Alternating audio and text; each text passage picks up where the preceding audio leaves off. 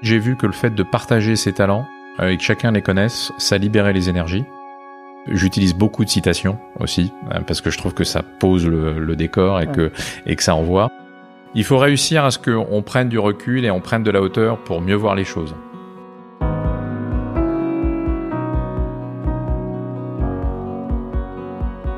Bienvenue dans notre podcast Culture Talent. Je suis Florence Hardy, créatrice du Labo des Talents.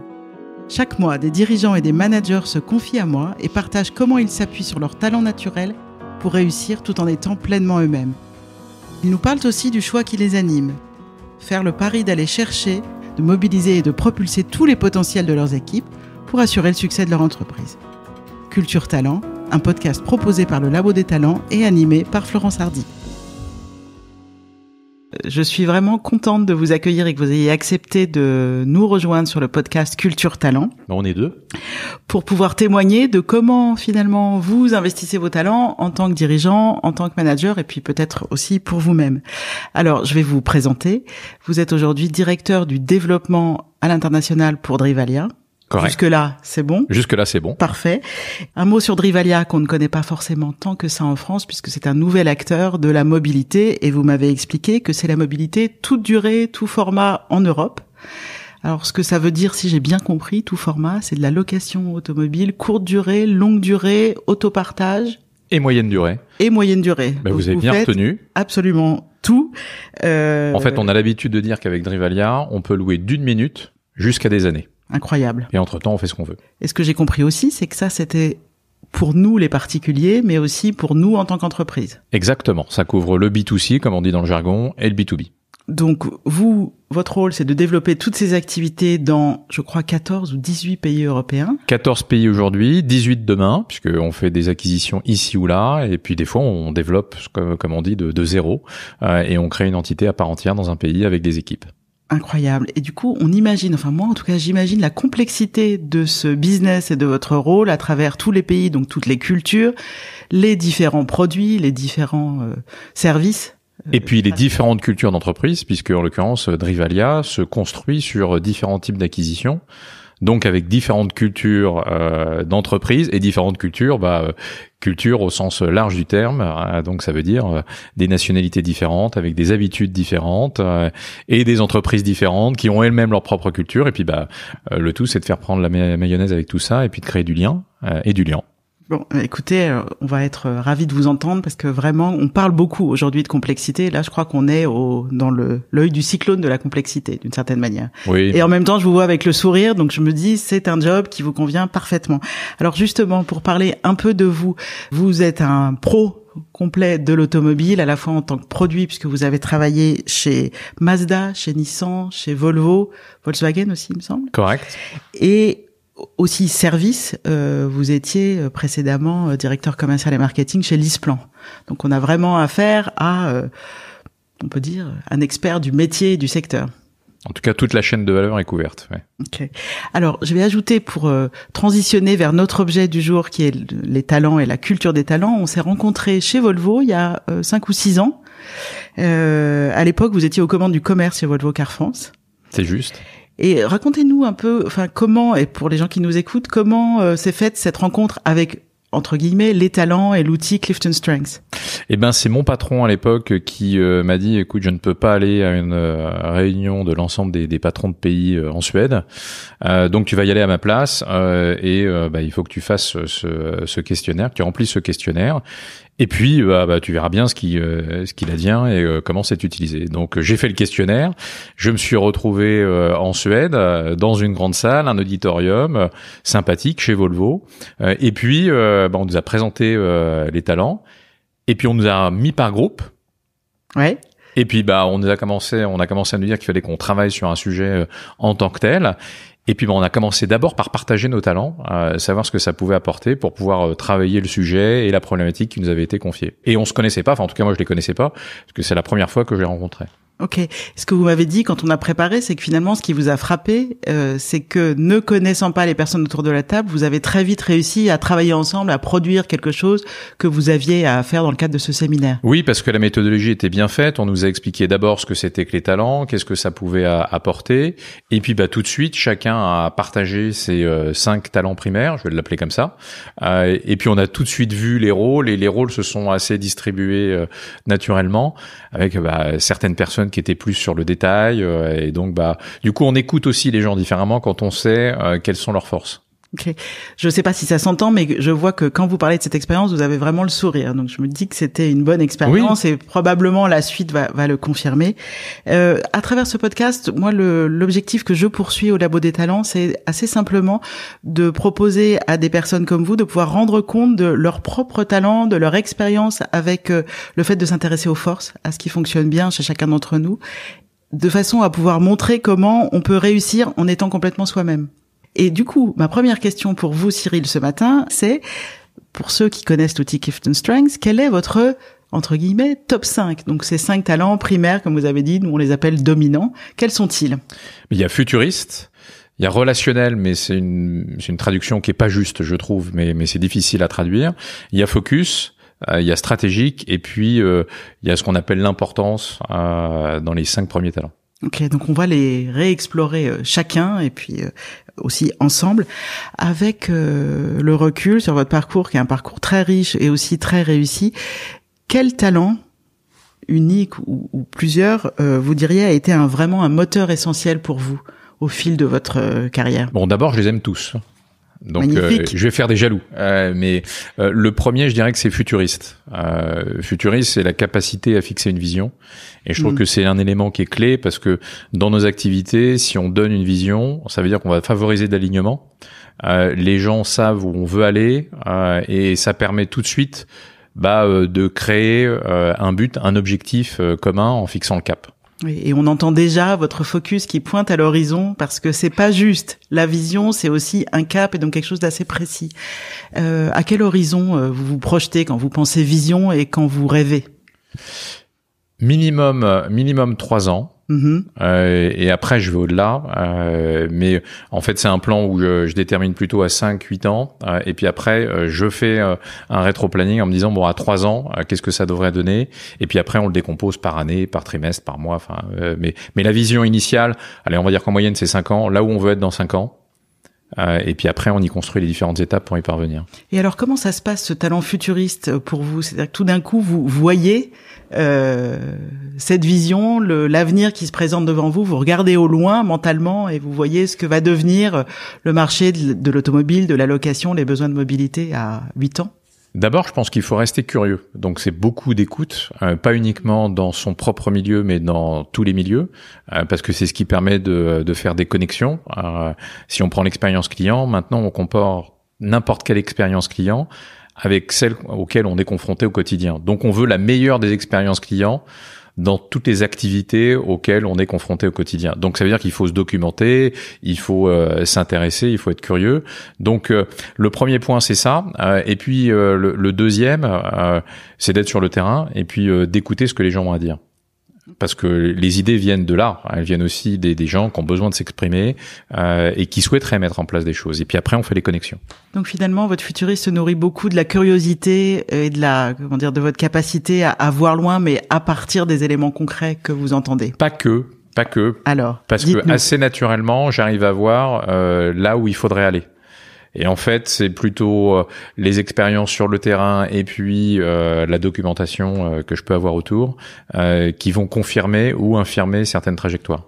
Donc les gens qui ont ce talent futuriste ont une vraie capacité, comme vous venez de le décrire, à se projeter dans l'avenir. La question, et ce qui fait que ce talent peut être encore plus contributif, c'est la capacité à partager cette vision. Vous pouvez nous dire un mot de comment vous vous y prenez pour embarquer les gens dans votre projet, dans votre vision? D'abord, partager la vision, indéniablement, la co-construire, parce que ça fait partie aussi effectivement des éléments. Il faut que les gens soient partie prenante. Et puis de dérouler, ça c'est le côté focus qui va ressortir, et stratégique, c'est dire pour aller là, on veut y aller comme ça, comme ci, et puis voilà quelles sont les différentes étapes par lesquelles on doit passer. on aimerait passer. Ok, ça me permet de transitionner vers votre talent stratégique, qui est aussi dominant pour vous. Un petit mot sur ce talent. On se dit, je pense que tous les dirigeants devraient avoir la capacité à avoir quelque chose à dire sur la stratégie de leur entreprise. Le talent stratégique, c'est un peu autre chose. Bien sûr, ça parle de stratégie, mais ça parle surtout de capacité à avoir le champ dans sa globalité et de voir des options et de très rapidement reconfigurer le chemin pour aller de là où on est aujourd'hui à la vision dans 5 ans ou dans 3 ans, ou peut-être tout simplement le plan de l'année. Est-ce que vous avez des anecdotes ou des exemples à partager de comment ce talent s'incarne pour vous, comment il se manifeste? Dès lors où on a déterminé la vision, il faut la mettre en œuvre, il faut l'aboutir. Donc il faut construire le plan. Ouais. Donc et construire le plan, c'est là où on a déjà des grandes idées, on a une vision macro, et puis plus on arrive dans la proximité de l'instant et du timing, plus il faut être précis dans ce qu'on a à réaliser et dans ce qu'on doit réaliser. Donc la manière de mettre en œuvre, en général, pareil, les grandes lignes sont là et on y participe avec l'équipe. Quelles que soient les fonctions dans lesquelles j'étais, on a déterminé la vision et puis on s'est dit très vite, comment je peux faire pour la mettre en œuvre? Parce que c'est ça qui est intéressant. Et comment vous assurez-vous que les gens vous suivent? J'ai remarqué chez les gens qui ont ce talent-là qu'il y a quelque chose qui est extrêmement agile, extrêmement rapide dans le fait de reconfigurer un chemin, des étapes, un petit peu comme un GPS finalement. On reste dans le sujet de l'automobile. Et du coup, comment vous êtes sûr que les gens ont compris? Le point, c'est l'authenticité, c'est-à-dire la transparence, c'est-à-dire qu'il faut parler ouvertement. Il faut expliquer les choses quand il y a des bonnes nouvelles ou des mauvaises nouvelles, quand il y a des différentes options qui sont à prendre. Donc le premier point pour moi, c'est de les partager, indéniablement. Et puis de rester ouvert à n'importe quelle forme d'idée qui peut arriver également pour que les équipes soient partie prenante. Parce que dès lors où on sait où on veut aller, dès lors où on a commencé à expliquer la mise en œuvre et que les gens contribuent et que l'ensemble de l'équipe contribue à la mise en œuvre, on est plus fort. Enfin, c'est assez basique de dire ça, mais on est toujours plus fort ensemble que quand on est tout seul. Quand je vous écoute, je pense au talent que vous avez mentionné tout à l'heure, qui est, donc vous avez dit relationnel, qui est un mot qui vous convient pas tellement. C'est la traduction en français du thème relator. Effectivement, relationnel en français, on aurait tendance à se dire c'est quelqu'un qui a beaucoup de réseaux, des contacts avec tout le monde. Ce thème relator, c'est pas tout à fait ça. Et là, dans l'exemple que vous venez de nous donner, on l'entend un peu. Qu'est-ce que vous nous diriez de votre relator avec vos propres mots et votre propre expérience? La définition qui est faite quand on lit le rapport, elle est très juste, c'est-à-dire d'avoir des relations authentiques. Il y a beaucoup de gens qui peuvent graviter par intérêt personnel, mais des personnes qui soient capables de dire la vérité droit dans les yeux, ça c'est bien, ça c'est moins bien, ça tu l'as pas fait bien ou t'aurais dû le faire comme ça, et de parler avec franchise. C'est une des forces de la partie du talent relationnel, et puis d'avoir un cercle de confiance qui fait que on échange ouvertement, sans a priori, sans arrière-pensée, et c'est la force de ce talent. Donc c'est vrai que toutes les relations que j'ai, on peut se passer un coup de fil et on va se parler ouvertement en toute transparence, et y compris avec l'ensemble des équipes avec lesquelles j'ai travaillé. À chaque fois, je leur ai donné suffisamment d'informations pour qu'ils puissent comprendre le pourquoi de telle décision ou de telle action. Et encore une fois, il y a des fois ça fait pas plaisir, il y a des fois ça fait extrêmement plaisir, mais quand on explique le pourquoi et qu'on donne les raisons, il y a de la compréhension qui vient et on gagne de l'adhésion. Donc on pourrait dire que la manière dont vous l'incarnez, c'est notamment finalement une forme de courage managérial, c'est-à-dire de dire les choses comme elles sont, dans les deux sens, et du coup de générer de la confiance. Alors, je sais pas si c'est du courage managérial parce que je suis pareil dans la vie privée que dans la vie pro. Donc, c'était ma question suivante. Extra. Alors, dites-nous. Il y a côté pile et côté face, c'est la même chose. Alors, je suis peut-être plus exigeant à la maison. Je veux dire que j'ai peut-être ce côté effectivement là que les enfants diront ça probablement. Mais je suis le même à la maison que je ne suis au bureau. Donc moi j'ai l'habitude de dire j'aime travailler dans une ambiance studieuse mais conviviale. Ok, donc on est sérieux, mais on se prend pas la tête. Et je me souviens effectivement dans certains projets qu'on a menés ensemble qu'il y avait une bonne dose d'humour. Oui. Oui, le fun, c'est important. Le fun, les fous du volant, enfin, ce genre de choses. Oui, je me rappelle de ça. Je peux aussi témoigner, d'ailleurs, si vous me permettez, de votre relator. On se connaît donc depuis 5 ans. on a travaillé ensemble sur certains projets sur des durées, j'allais dire, de quelques mois. Par ailleurs, on se parle pas tous les jours, loin de là. Et pourtant, quand on échange 1-2 fois par an, la connexion, elle est là. Il y a quelque chose qui est très direct dans notre échange que vous amenez, qui est très agréable. Et effectivement, quand je vous ai posé la question, par exemple, de ce podcast, j'ai eu tout de suite un oui, j'aurais pu avoir un non. C'était direct, c'était franc, c'était sincère. Je relève cette qualité. Oui, mais pour moi, en tant qu'interlocutrice extérieure, c'est effectivement extrêmement confortable, d'une certaine manière, de savoir qu'on peut poser des questions et qu'on aura la réponse. Voilà. Mais c'est le mode de fonctionnement. Vous avez tout à fait raison. Le rationnel fait que ça s'inscrit dans la durée. C'est pas juste un one shot comme on dirait en anglais.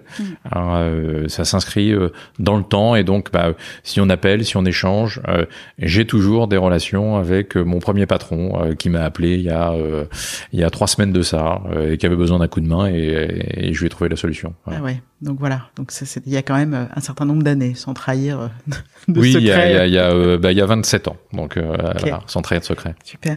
Et ce talent Relator, peut-être pour finir, c'est un talent qui donne son meilleur dans des relations plutôt one-to-one, comme on dit, c'est-à-dire plutôt, en tout cas en tout petit groupe ou juste avec une seule personne. Je me demandais, dans votre rôle actuel chez Drivalia, comment vous arrivez à faire coïncider ça avec la multiplicité des pays et donc on imagine des interlocuteurs, des parties prenantes.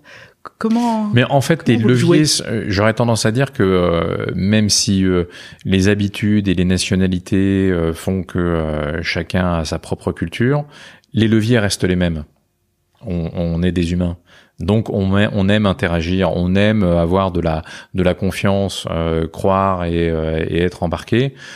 Donc dès lors où on applique, et je dirais pas que c'est une recette parce que de toutes les façons c'est pour le coup c'est assez naturel chez moi, oui. Pour moi. Vous voyez, j'ai réuni pour la première fois l'ensemble des équipes européennes il y a 1 mois et demi de ça. C'était la première fois qu'ils se voyaient. Et ben ça y est, on a créé une dynamique, on a créé quelque chose et gentiment ça se met en œuvre.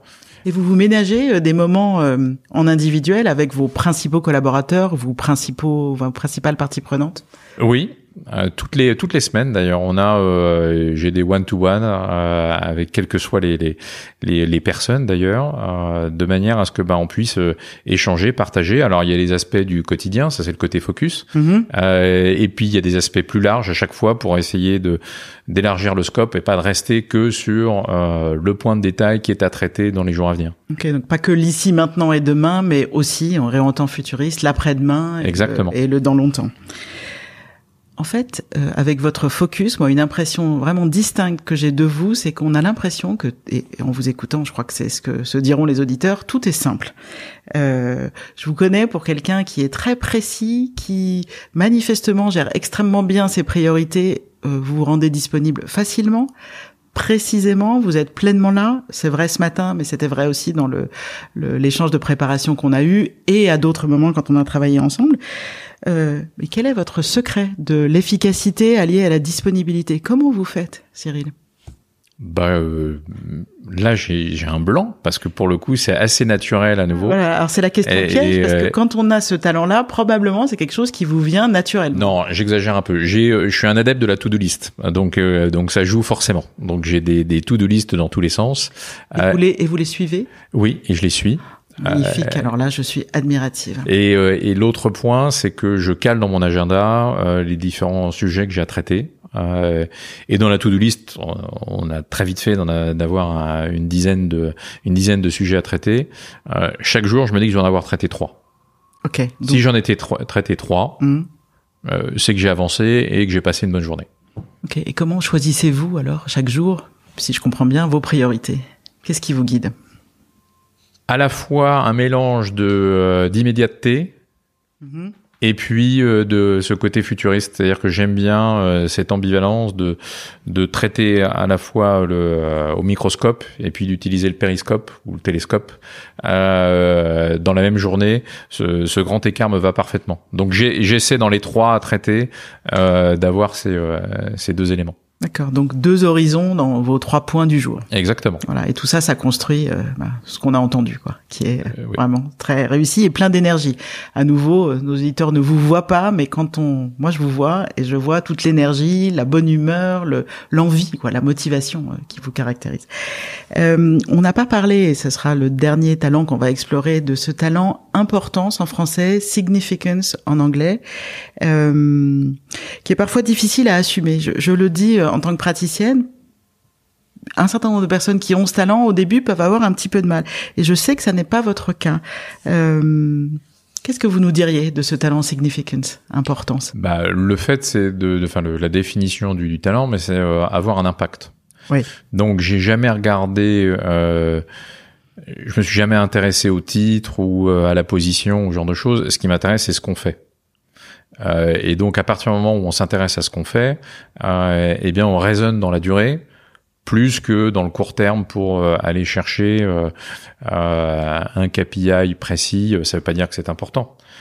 Simplement, ça veut dire que on construit dans la durée pour s'assurer que les fondations sont solides et que ça permettra, si on doit repasser le relais à quelqu'un, de construire un 2e niveau, un 3e niveau et ainsi de suite. Donc j'ai toujours eu cette approche qui est plutôt de dire, ok, on s'inscrit dans la durée, donc il faut qu'on fasse solide et qu'on fasse costaud. Ça veut pas dire que c'est pas agile, mais ça veut dire qu'il y a des bases qui sont là. Oui, donc construire dans la durée avec des bases, et vous avez dit dans l'optique que ça va rester après vous, c'est-à-dire que ça va pouvoir être repris par d'autres personnes après. Améliorer, transformer, exactement. Parfois, on dit que les gens qui ont ce talent significant sont motivés à un niveau ou un autre par l'envie de changer le monde. Qu'est-ce que vous aimeriez changer, évoluer dans notre monde ou dans votre métier? Je pense que c'est l'écoute et la confiance. Je trouve qu'on s'écoute pas assez. Ok. On a 2 oreilles et une bouche. Et je pense que le point important pour moi, c'est d'écouter peut-être plus qu'on ne parle. Alors là, c'est mal choisi pour aujourd'hui. Oui, mais vous nous inspirez. Mais c'est comme ça qu'on grandit, qu'on s'enrichit. C'est par les autres et par l'environnement. Ça peut nous faire une passerelle intéressante avec ce que vous avez pu travailler avec vos équipes à différents moments autour des talents.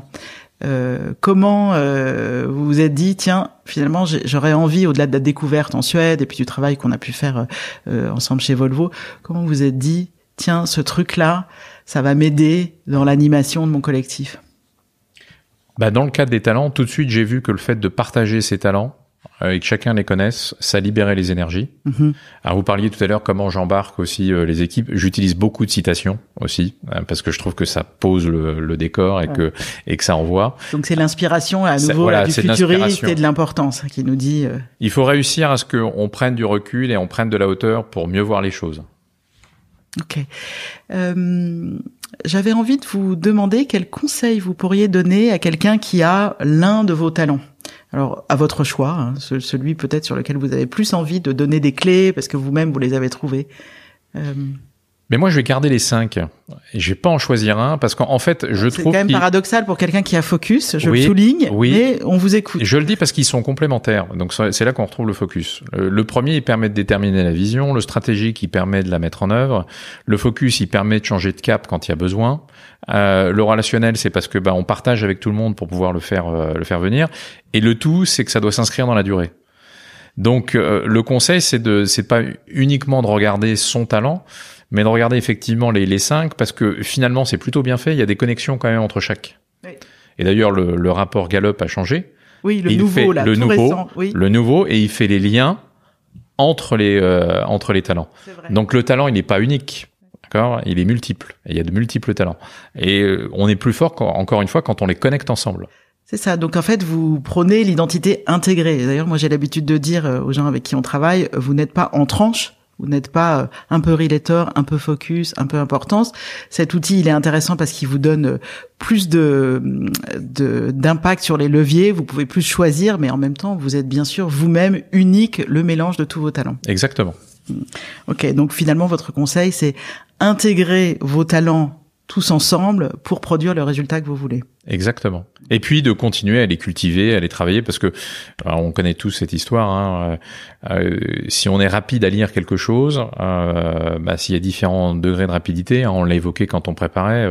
Si je lis 150 mots à la minute et un autre en lit 500 à la minute, celui qui va cultiver son talent, si les deux cultivent leur talent, ils vont tous les deux progresser et lire plus vite, mais celui qui lisait déjà 500 mots à la minute, c'est exponentiel. Donc il faut les cultiver. C'est ce qui fait notre force. C'est ça. Donc cultiver ses talents, et c'est un message qu'au labo on essaye de répandre le plus possible, c'est accepter qui on est, accepter ses dispositions naturelles et vraiment les cultiver pour devenir excellent, voire exceptionnel dans ce qu'on fait.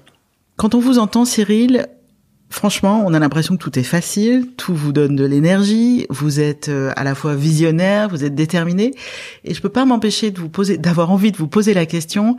Doit y avoir pour vous, comme pour tout le monde, des moments d'adversité, des moments plus difficiles, des moments où le business va moins bien, ou alors où vous-même ou quelqu'un dans l'équipe va moins bien. Enfin, tous ces moments-là. Comment ça se passe par rapport à vos talents? Comment vous vous appuyez dessus peut-être? Comment parfois peut-être se dérobe-t-il, je ne sais pas. D'abord, si on a bien anticipé, et je vais reprendre le côté futuriste, ça veut dire qu'on a imaginé différents scénarios, et que face à l'adversité, on peut être moins surpris parce qu'on peut tirer un tiroir et on a déjà pensé à quelque chose.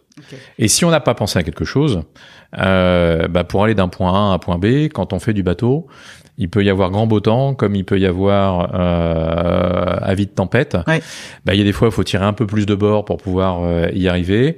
Et donc, il faut automatiquement se dire, qu'est-ce qui me permet d'arriver à destination? Ok, ça pourra peut-être être un peu plus long. Mais qu'est-ce que je dois faire pour pouvoir aller chercher le but et l'atteindre? Donc, il faut rester focus, là pour le coup, très clairement, être froid, éviter les émotions, et il peut y en avoir, mais il faut rapidement qu'elles puissent s'effacer pour se concentrer sur l'objectif. Vous savez, les cosmonautes, on leur apprend à une chose, c'est de se concentrer sur les solutions et pas sur les problèmes. Oui.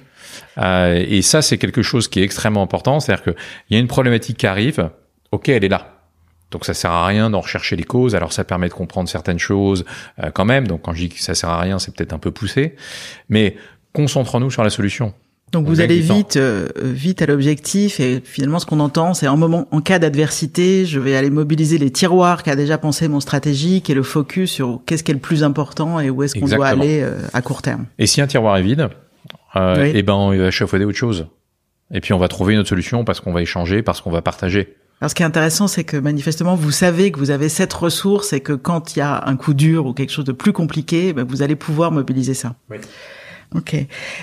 On a fait allusion rapidement tout à l'heure au fait que vous avez amené cette approche des talents dans vos équipes. Je suis curieuse, est-ce que vous auriez quelques anecdotes à partager avec les auditeurs pour qu'ils puissent se rendre compte un petit peu en pratique, c'est comment?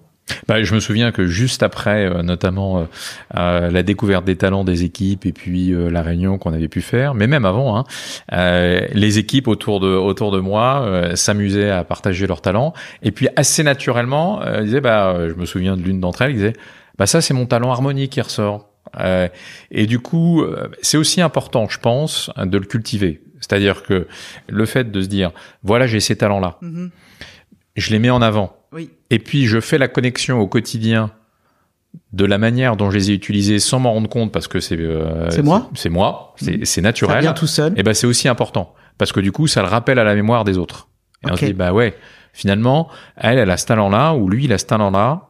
C'est peut-être intéressant que ce soit lui qui soit plutôt sur telle mission, telle tâche, tel accomplissement à réaliser. Donc ça peut permettre de se recalibrer dans la relation lors de réunions et aussi de peut-être se répartir les choses. Alors bien sûr, il y a les compétences qui rentrent en ligne de compte et le métier, ce dont on est l'expert, ce dont on est en charge, mais aussi les aptitudes particulières. Donc ce qui fait que peut-être on peut, et c'est ce qu'on on prône pas mal au Labo des Talents, envisager une autre manière de collaborer et peut-être de fois se répartir les choses ou se prêter des talents par moment. Oui, mais et les compétences ne font pas tout. Oui. En fait, parce que plus on évolue, moins on devient expert, et plus ce qui est important, c'est de poser les bonnes questions aux bonnes personnes pour pouvoir échafauder les solutions. Et là, on peut très bien pas avoir la compétence, mais avoir un talent qui fait que ça va permettre d'apporter la solution à une problématique qui a été identifiée ou d'aller voir un peu plus loin que ce qu'on aurait pensé. Ok. C'est très, très intéressant et très fort, je pense, le message que vous passez là en disant il n'y a pas que la compétence, il y a aussi les qualités personnelles ou Exactement. les dispositions spontanées. Alors, pour quelqu'un qui, inspiré par vous, aurait envie de se lancer dans cette démarche, qu'est-ce que vous pourriez lui préconiser ou lui conseiller avec votre stratégique ? De jeter à pieds joints. D'accord. Sauter dedans ? Sauter Plonger. dedans, et puis voilà, ça peut être que positif. On a plutôt tendance toujours à chercher à compenser des faiblesses ou des lacunes et ce genre de choses. Mais cultivons les talents. Donc déjà les connaître. Naturellement, on peut les avoir identifiés, mais de poser un mot, un cadre, de savoir comment ça correspond, comment on interagit, pourquoi on agit comme ça, parce qu'on a ce talent-là, ce qu'on aime et ce qu'on n'aime pas. Au moins ça permet de clarifier les choses directement. Donc c'est que du plaisir, donc il faut y aller. Super. Donc oser. Oser. Merci beaucoup Cyril. Merci. Pour tout ce partage, cette capacité que vous avez eue à nous parler de vous, de l'intérieur de vous, pour nous montrer comment vous réussissez. Je vous connais aussi comme un vrai modèle de rôle, quelqu'un qui est inspirant pour les autres, vous nous l'avez dit. Alors est-ce que vous avez peut-être un conseil de lecture ou une citation à nous partager pour conclure cet épisode ? Je peux vous en faire un de chaque. Allez. Peut-être même 3, mais on va déjà commencer sur le conseil de lecture. Moi, je vous invite à lire « Changer d'état d'esprit » de Carol Dweck, qui notamment explique qu'il y a 2 types d'états d'esprit, les états d'esprit fixes et en développement. Oui. Et c'est extrêmement riche puisque ça va dans la culture des talents. Le fameux growth mindset. Exactement. Et alors, je vais me permettre une incise.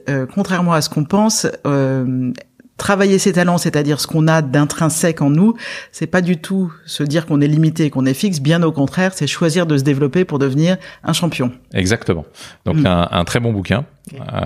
Et puis en citation, je vais en faire une pragmatique et une qui fait un peu plus rêver. Allez. Mais forcément, c'est le côté futuriste. Donc la meilleure façon de prédire l'avenir, c'est de le créer. Elle est connue, oui. Mais je me souviens c'est celle qu'on de l'avait Peter Drucker, exactement. Et puis après, forcément, Saint-Exupéry fait de ta vie un rêve et de ton rêve une réalité. Magnifique. Merci. Merci beaucoup Cyril de votre disponibilité et de tout ce partage. Merci à vous. À bientôt. À bientôt. Merci d'avoir écouté cet épisode de Culture Talent. Au Labo des Talents, nous vous accompagnons pour découvrir et amplifier les talents individuels et collectifs. Si vous souhaitez en savoir plus, rendez-vous sur notre site www.lelabodestalents.fr et sur LinkedIn. Je vous souhaite une bonne journée à tous sous le signe de vos talents. À très bientôt.